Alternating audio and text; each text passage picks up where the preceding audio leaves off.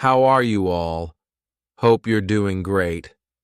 So, welcome back to another session of learning English and improving your English speaking skills with me. Today, I'm going to tell you something that is going to transform your speaking, something that everybody wants to achieve. That is to think in English.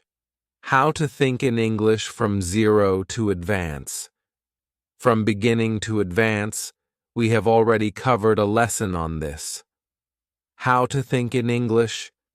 You can consider this to be level 2 of thinking in English, the next level.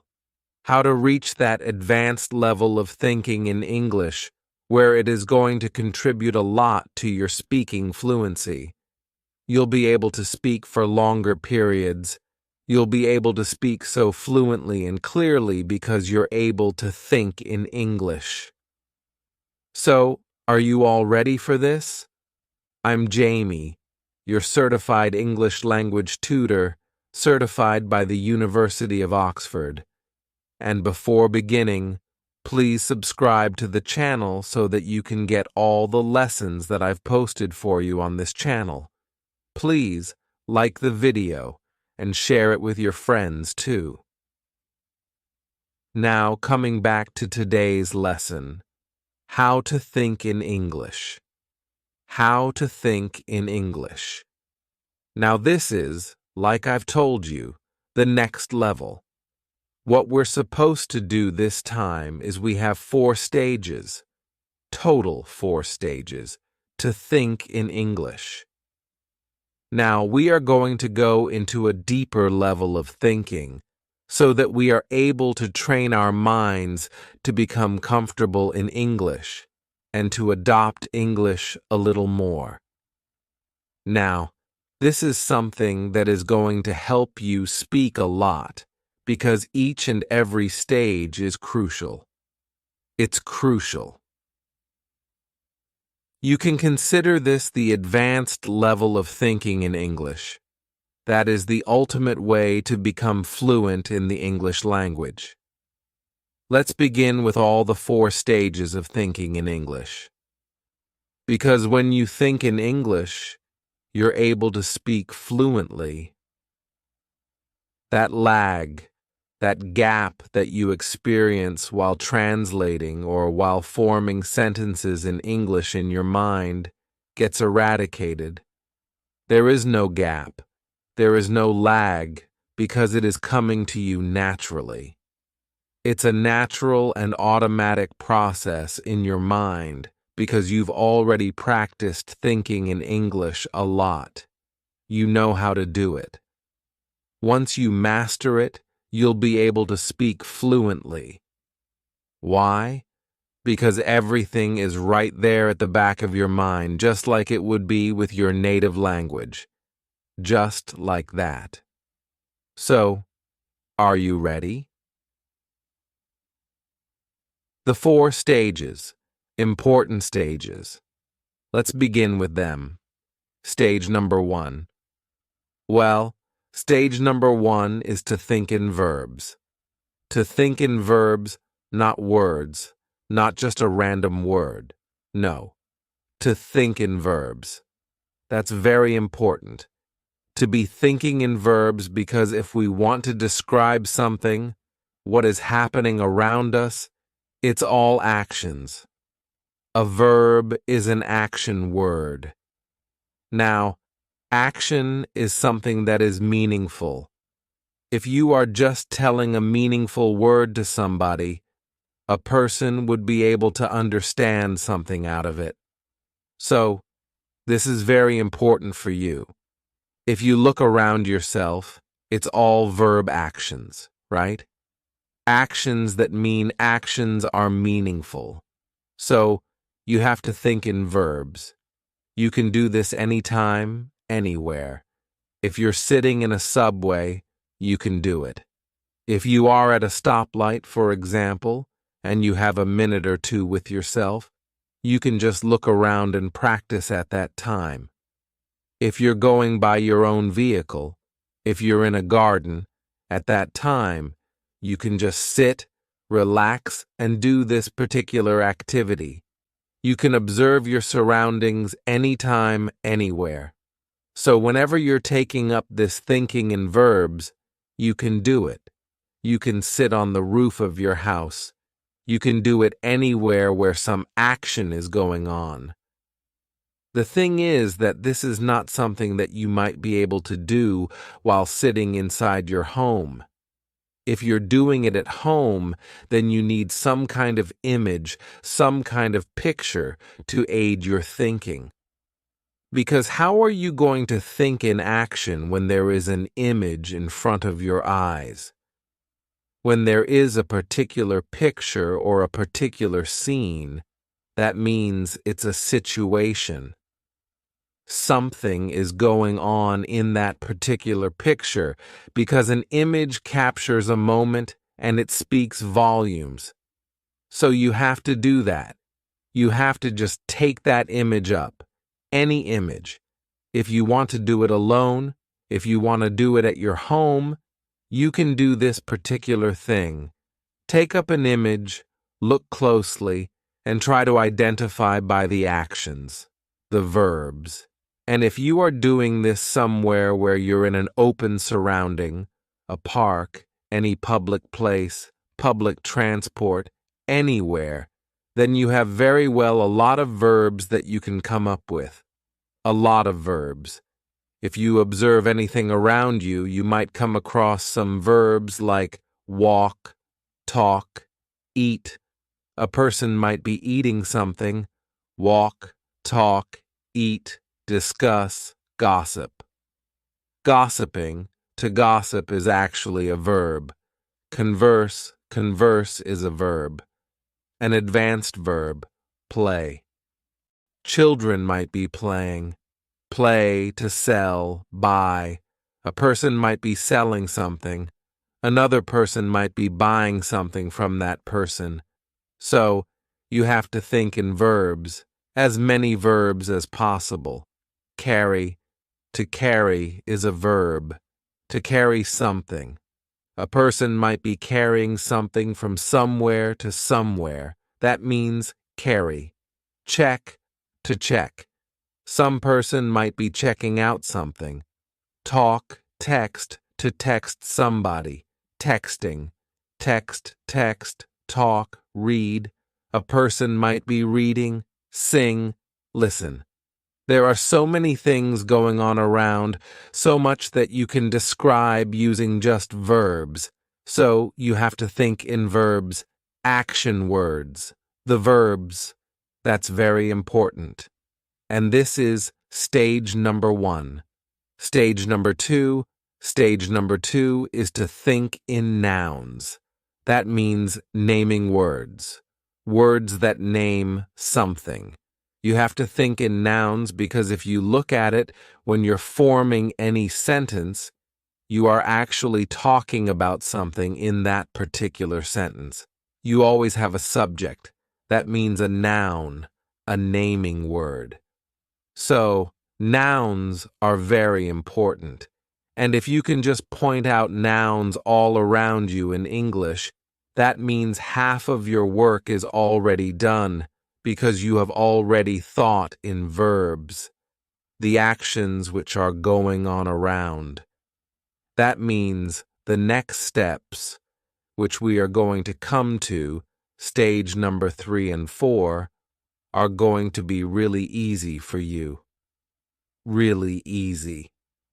Now, in stage number 2, you have to think in nouns. Look closely around yourself. What all nouns can you actually point out? For example, right now in my surroundings, the nouns that I can say are notebook, desk, laptop. Or I can say laptop pro. Laptop is going to be a common noun. Laptop Pro is going to be its proper noun because this particular laptop is a laptop Pro, right? So laptop Pro. Okay, I can say camera. I can say microphone. I'm having a microphone here. Microphone, ring, books, bookshelf, flowers, flower pot. As many nouns as you can. You have to name all the objects. All the objects. Lights. There are lights behind me. Lights. So I can name as many objects as I want. Chair. I'm sitting on a chair. So chair. So as many objects as you can name, you have to name them. Wristwatch. So as soon as I'm coming up with a new noun, because now the process has begun in my mind, I'm just adding it. I keep on adding things to the particular list, and that is how you're going to do it too. Add things to that list. Think in nouns. Think about everything that is there around you. Okay? So you can say a girl, a boy, two girls. You can say children. Think about that too. Think about it. That's okay. That's very common, right? But think about them when you include them in the picture. Only then will you be able to form sentences on it. So you have to include everything in the picture that is around you. Everything. Now, this is something that you can also do at home, naming nouns around yourself. Like right now, I just named so many nouns around myself, and you do not even need an image for this. So, this is something that you can do anytime, anywhere, even at your home, at a public place, in your office, in your college. You can sit and practice for 5 minutes straight, thinking about it. Think in your mind. Think about it in your mind. And if you're sitting alone, there's nobody around you, you can speak them out loud too. That will help you solidify the thoughts that you're having. So, it's going to help you a lot. Think in nouns, because there are so many objects around you and everything has a name to it. Stage number 3. Stage number 3 is to think in sentences. Think in sentences. You have to think in sentences. You can think about what sentences you would form with everything that is going on around you. The nouns, the verbs. Now is the time to connect them, and you can form individual sentences. You don't have to form paragraphs after paragraphs. No, individual sentences, short sentences, a bit longer sentences too. So, you have to form individual sentences. For example, what I can say is, there's a blue notebook kept beside a pen. Right? The book is kept on top of a desk. The desk is brown in color. There is a laptop on the desk. So I'm forming small sentences. I'm not forming any kind of complex sentences here. As you can see, no complex sentences. Nothing. Short sentences. That is, like, whatever is there around you, you have to form short sentences. You name the words, the nouns. Now form sentences using them. For example, there is a bookshelf behind me. There are so many books in the bookshelf. There is a beautiful flower pot kept behind me. So, the kind of nouns that I have used, I am using them in almost all the sentences, right? This is how you're going to form the sentences. Short, nothing more, nothing big, nothing complex, just short sentences. So that you can use everything, you can now weave your thoughts together. First, you have taken up the verbs, you have taken up the nouns. Now you're trying to weave them together. You're weaving them now. They are weaved into a thread. Stage number 4. Stage number 4 is the final stage. and that is something that's very important. Let's move to that now. Stage number 4 is to think in paragraphs, or maybe to describe everything in a single attempt. To think in a paragraph is to describe everything around you in a single attempt. No short sentences, no individual sentences. You have to form kind of a paragraph. Okay? You are not talking about individual things and forming different sentences. You are taking everything up all together, as if you are describing your surroundings, as if you are telling a story. Story. If you're looking at an image, you can tell that. You can tell a story. You have to do that now. What you have done is you have taken up nouns and verbs, woven them into sentences. Your sentences are your threads, and now is the time to form that complete net through those threads. Now these threads are going to be woven into a complete net. A complete net. You can say net, you can say cloth. Basically, we are going to complete the picture of this thinking process, the final step, the final product. And that is to think completely in English. That is our final product, and that is what we are doing. So, to think in paragraphs, that is very important, extremely important. But because you have done everything that I've already told you, the 3 steps, you will find it possible to think in paragraphs.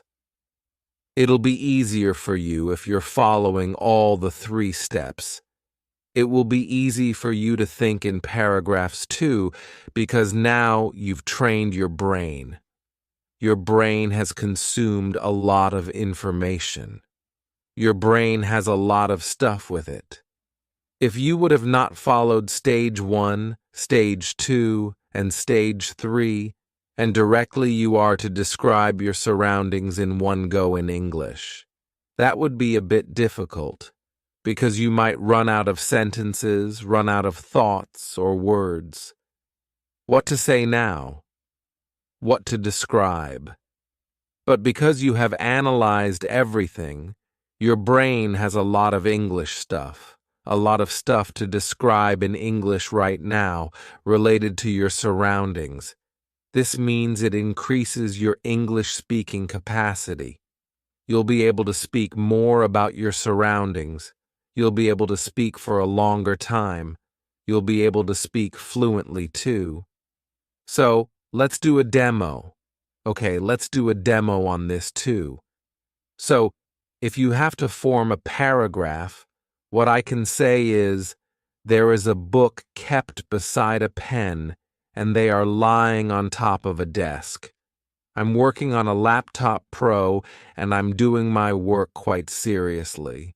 There is a camera in front of me, which is helping me shoot this particular video. And I'm sitting in front of a bookshelf. There are so many books in the bookshelf, out of which most of them are my favorite novels, my favorite books. I love to read them a lot. There are so many lights surrounding me, which helps create a perfect working environment for me. So this is how you can describe your surroundings. What is going on? Weave everything into a paragraph. And that is the final step, final stage. To think in English so that you can speak English absolutely fluently. So that this thinking process can become easy for you, you need to practice it. This will not come to you suddenly or just like that. You practice it and you will see improvement. So, if you practice, you'll see improvement.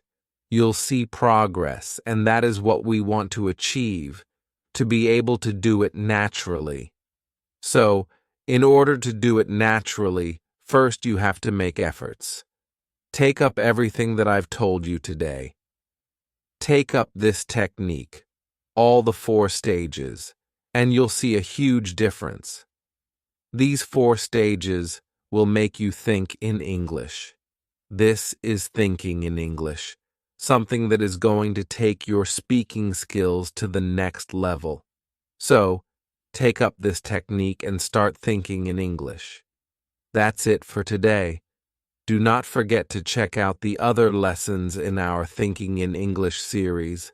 There are various lessons where I'm giving you demos, techniques. So, go check out the lessons. Now, I'm going to meet you again in a new lesson. Till then, everybody, take care and bye.